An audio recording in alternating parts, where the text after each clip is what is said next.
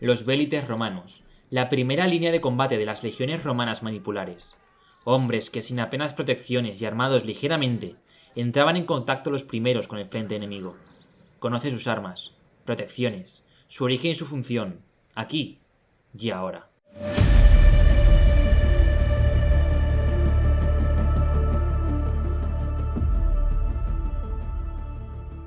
Oh, sí, la mera infantería. Pobres diablos. Esta cita pertenece a Plauto y encaja a la perfección con los vélites. Comencemos por conocer su origen. Los vélites provienen de las antiguas unidades escaramuzadoras romanas, los Rorari, Axensi y Leves. Aparecieron por primera vez en el año 315 a.C. y estaban integrados en las legiones sin unidad propia.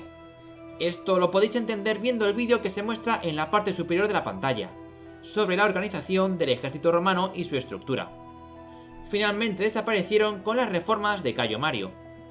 Estos hombres provenían de la clase más pobre de la sociedad, aquellos que no podían comprarse el equipamiento necesario para ser al menos astati.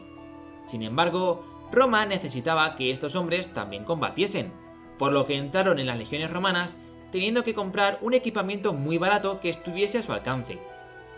Eran también los más jóvenes del ejército, y por ende, los más inexpertos. Veamos ahora el equipamiento que tenían. Su armamento ofensivo consistía principalmente en jabalinas, las cuales medían 1,2 metros de largo, un poco más cortas que los pila de la infantería pesada, y, por supuesto, más ligeras. Cada vélite llevaba entre 5 y 7 jabalinas, llamadas verutas, o verutum en singular. Digo entre 5 y 7 y no un número exacto porque dependiendo de la fuente se da una cifra u otra, pero el número exacto tampoco es tan importante. Podemos plantearnos que tendrían más o menos en función de cuántas pudiesen comprar, o incluso que este número variase en función de la época en la que estemos hablando. De hecho, tras acabar la batalla, los vélites podían recuperar las jabalinas que habían arrojado, e incluso coger la de los compañeros que habían sido abatidos. Bueno, eso sí, esto lo podían hacer si vencían la batalla. Aunque tampoco todas las jabalinas se podían recuperar, pues había algunas que eran más frágiles con la idea de que el enemigo no pudiese arrojarlas de nuevo sobre los propios vélites. Estas jabalinas las portaban en la zurda, junto al escudo, como se puede ver en la imagen. Cuando se disponían a lanzarlas, podían seguir teniéndolas en la mano, o podían clavarlas en el suelo e ir cogiéndolas una a una, aunque esto último lo podían hacer si estaban seguros de que podrían lanzar varias salvas antes de tener que retirarse. Hago una pausa que os quiero decir dos cosas. La primera, como siempre, es invitarte a unirte a la Guardia Hispana suscribiéndote al canal y dejar un me gusta para apoyarlo. La segunda es anunciar que he abierto un Discord para el canal, y sobre todo, para vosotros, la Guardia Hispana. Ahí podréis hablar de cualquier tema de historia. He intentado clasificar un poco la época de los temas. Hispania prerromana, época helena y Roma.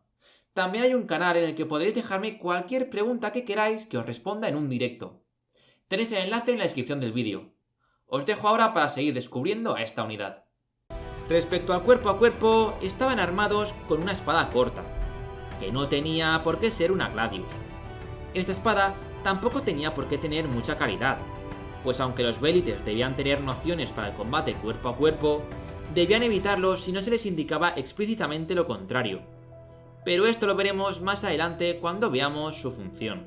Respecto al armamento defensivo, portaban un escudo redondo pequeño, denominado Parma, con un diámetro inferior a 1 metro. Este escudo era mucho más ligero que el que usaba la infantería pesada, pues no estaba pensado para soportar hachazos, lanzazos o espadazos, sino para detener proyectiles, y en última instancia, y de forma eventual, sí, detener unos pocos golpes cuerpo a cuerpo. Vamos a ver ahora sus protecciones, por llamarlo de alguna forma. Usaban una túnica como vestimenta, nada más. Ni lóricas, ni placas de hierro, ni grebas, nada. Recordemos que eran los más pobres de la sociedad romana, por lo que no podían permitirse estos lujos, entre comillas. Casco. Algunos portaban la galea, que era un casco de cuero acolchado, aunque muchos no llevaban nada. Otros podían llevar pieles de depredadores, como por ejemplo lobo u oso, siendo las de lobo las más famosas por juegos y películas. Con estas pieles intentaban obtener coraje y arrojo en la batalla, y al mismo tiempo intentar infundir temor al enemigo, pero principalmente lo primero. Pensad que esos hombres no eran tontos, y sabían que iban a ser los primeros en combatir con el enemigo, sin llevar armadura de ningún tipo. Necesitaban este apoyo moral. Respecto al calzado, lamentablemente no he podido encontrar exactamente qué tipo de calzado llevaban, pero creo que puedo decir, con bajo riesgo a equivocarme, que llevaban caligae, como la infantería pesada. Ah, y olvidad lo que aparece en algunos juegos de vélites con jabalinas de fuego. No. Podían usarse para atacar un campamento enemigo o incendiar algún edificio, como vimos en la batalla de Ilipa, cuyo enlace dejo por aquí arriba, pero nada de usarse en batalla. De hecho, el tema de proyectiles incendiarios lo trataremos en un vídeo aparte, porque tela. ¡Ay, Hollywood! Bueno, pues vamos a ver ahora cuál era su rol en combate. Como he comentado, eran los primeros en entrar en contacto con el enemigo, pero no lo hacían cuerpo a cuerpo, sino que lo hacían a distancia. Era una unidad de hostigamiento y escaramuza. Su función era hostigar al enemigo que avanzaba hacia las legiones, con doble función. La primera y más previsible era la de ocasionar bajas a los enemigos, desgastar sus filas y reblandecerlos, de forma que cuando chocasen con sus hermanos de armas, esto es, los Astati, lo hiciesen con menos efectivos. Pero la segunda opción es aún más importante, aunque menos intuitiva: desquiciarlos. Los vélites, al arrojar sus proyectiles sobre el enemigo, hacían que estos viesen impotentes cómo eran asesinados sin poder contraatacar. Además, los vélites gritaban insultos y hacían muecas de burla. Esto los ponía de los nervios. Y claro, salva tras salva, viendo cómo algunos soldados están siendo abatidos y que no podían dar alcance a los vélites, hacía que cometiesen errores. Y el error más habitual es que el ejército cargase, rompiendo la formación contra los vélites, en un ataque improvisado y desesperado.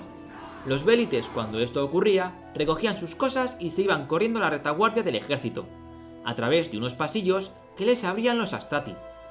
Al llegar atrás, podían descansar, pues su faena ya estaba hecha. Cuenta Polibio que a veces los soldados enemigos, llenos de impotencia y desesperación, en vez de cargar, retrocedían, desordenando aún más la formación y propagando el pánico al resto del ejército, lo que podía provocar que huyesen habiendo ganado los vélites la batalla. Pero vamos, que esto tampoco era lo normal. Pero su labor no era solo esta. Si el enemigo tenía otras unidades de proyectiles, eran los vélites los que se encargaban de hacerles frente, pues la infantería pesada no podía darles alcance, máxime si se trataba de caballería de proyectiles. De proyectiles me refiero a caballería con jabalinas, pues si son arqueros a caballo, los vélites tampoco podían darles alcance. También se probaron extremadamente efectivos para enfrentarse contra los elefantes de guerra, como se demostró en la batalla de Zama, cuyo enlace puedes encontrar en la parte superior de la pantalla. Como roles secundarios, podemos encontrar dos. El primero consiste en impedir flanqueos enemigos. Si las tropas enemigas comienzan a desbordar por un flanco el frente, estos hombres podían ser lanzados espada en mano a detener la maniobra, hasta que llegasen tropas de la infantería pesada a reemplazarlos. Idem con algún hueco del frente si no había infantería pesada disponible, pero que quede claro que esta medida era algo desesperado. El otro rol secundario era el de cubrir una retirada. Al haber descansado toda la batalla, eran tropas frescas que podrían ser usadas durante una retirada táctica. Los triarios formaban un frente impenetrable, dando tiempo a los Astati y príncipes para retirarse, mientras que los vélites, desde atrás, arrojaban sus jabalinas por encima de los triarios, hostigando al enemigo. No debemos subestimar a los vélites, pues pueden ser una unidad importante y muy útil en batalla. Al tener un equipamiento tan ligero, pueden perseguir, junto a la caballería, al enemigo en retirada, que previsiblemente tendrá un equipamiento más pesado, logrando causar un mayor número de bajas al contrario. También podían usarse como avanzadilla o como exploradores, sobre todo cuando las legiones deben internarse en un bosque. Lo ideal de esta avanzadilla es que eran ciudadanos romanos, leales a Roma, por lo que no se habrían pasado al bando enemigo en, digamos, algún bosque de Germania.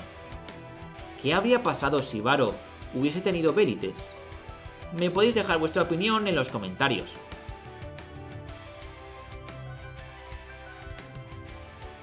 Un ciudadano que se alistase pobre a los vélites podría, con el tiempo, tener la oportunidad de ascender y pasarse a la infantería pesada. Pues con esto acabamos con los vélites. Hemos conocido su equipamiento, su función en el combate y su origen. Espero que te haya gustado. Si es así, ya sabes, dale a me gusta y suscríbete para no perderte el próximo vídeo.